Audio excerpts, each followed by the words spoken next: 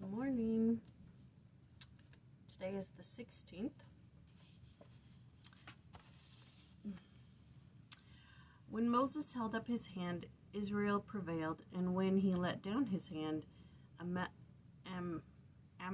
Amalek prevailed. But Moses' hands were heavy, and they took a stone and put it under him, and he sat thereon. And Aaron and Hur stayed up his hands. Exodus 17:11-12. In our dispensation, sometimes the president of the church has been a man advanced in years. At times it has been difficult for him to do all he would have liked to do, to travel or to counsel and warn the saints and the people of the world from his unique perspective. Thus he has needed special helpers, counselors, men of like faith and spiritual aptitude, men filled with the spirit of prophecy and revelation, who hold up his weary arms and sustain him before the people. The counsel came to Frederick G. Williams, a member of the First Presidency. Wherefore be faithful, stand in the office which I have appointed unto you, succor the weak, lift up the hands which hang down, and strengthen the feeble knees. That's D&C 81.5. Like Aaron and Hur, counselors in the First Presidency assist the president to lead the people of God to victory. What I find kind of funny about that one is that President Nelson doesn't need anybody to hold up his hands. That man is gonna live forever, I swear. Not that that's a bad thing. I'm just saying. He's so independent and healthy and strong. It's crazy. Alright.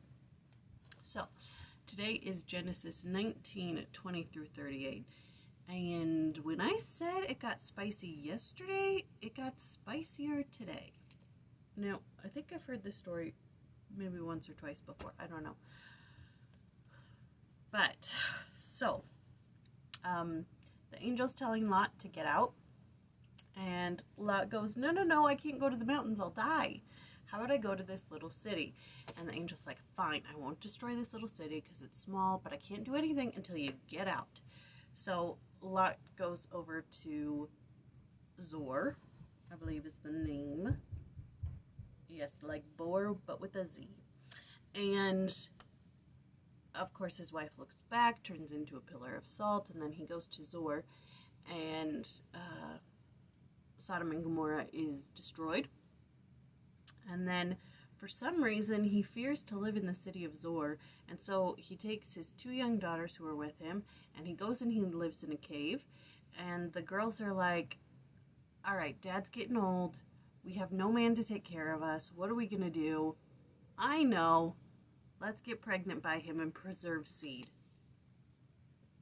So they get their dad drunk, and they get impregnated by him, and they have a son each, Moab, and then what is the name? Ben-Ani? Something of that nature, I think. Yeah, Ben-Ami. I ain't gonna speculate on anything. Okay, so, pillar of salt. What is meant when it says that Lot's wife became a pillar of salt?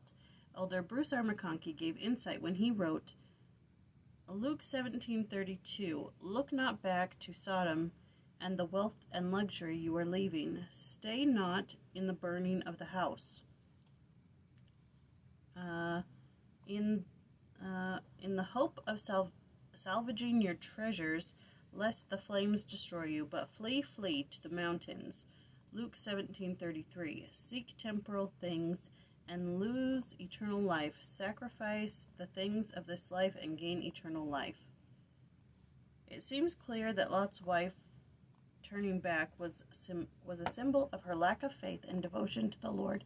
Hence, she returned to that type of life and perished.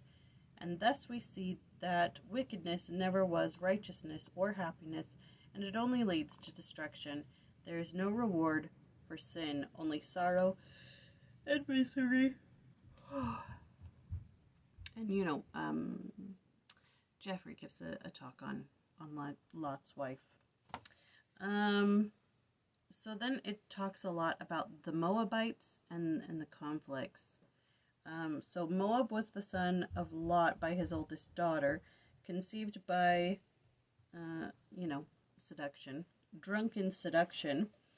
Out of this happening arose the cultures of the Moabites and the Ammonites, peoples who constantly warred with the Israelites. The most often cited episode concerning conflict with the Moabites is the campaign of Barak, king of the Moabites, to bring down a curse upon the Israelites. When the hosts of Israel were encamped on the plains of Moab, east of the river Jordan, near Jericho, Balak took action to retain the services of Balaam, who apparently had the reputation of divine influence, for the purpose of cursing Israel. Israel was perceived as a distinct threat to the Moabites and their confederate associations in the Midianites. Balaam agreed to approach the Lord on their behalf, but the message was not to their liking, for the Lord adjured Balaam, "Thou shalt not go with them, thou shalt not curse the people, for they are blessed." Still Balak insisted, so Balaam supplicated the Lord again and received permission to go, provided he would do according to the Lord's command. Balaam went, though God's anger was kindled because he never went. I don't know. This is a lot of stuff that I don't want to get into at the moment. So that's basically all it talks about, and the Bible's getting spicy, what are we supposed to learn? In reading, I was like, why didn't Lot's daughters just go to Abraham? Why didn't they just go, "Hey, listen, our dad's getting old. Can we camp with you? Can you take care of us? We have nothing. Can you help us?" I mean, I don't know. The story of Lot is an interesting one. And, yeah. Okay. That's all I got. I love you. That was Genesis 19:20 through 38. And tomorrow is Genesis 20.